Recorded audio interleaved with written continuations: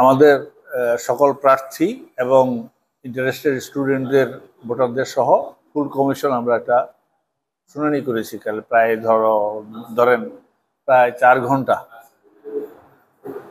প্রত্যেকটা স্টুডেন্টের কয়েকটা ডিমান্ড ছিল কমন, সেটি হলো আমরা তাদেরকে প্রচারণার জন্য যথেষ্ট সময় দেই নেই। ওরা বারে বারে বলছে যে আমরা ধরো 2-3টা দিন অন্তত ওয়ার্কিং ডে তাদেরকে জন্য ছেড়ে দিই,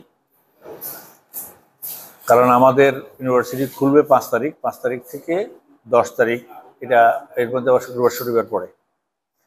তো সেই জন্য ওদের খুবই কম সময়।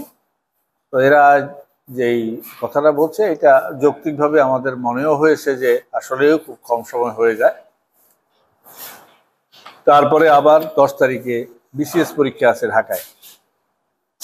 তো ওই বিসিএস পরীক্ষাও আমাদের বিশেষ করে সিনিয়র স্টুডেন্টরা তো সব পার্টিসিপেট করে, তো এইটাও তাদের জন্য একটা প্রেশার।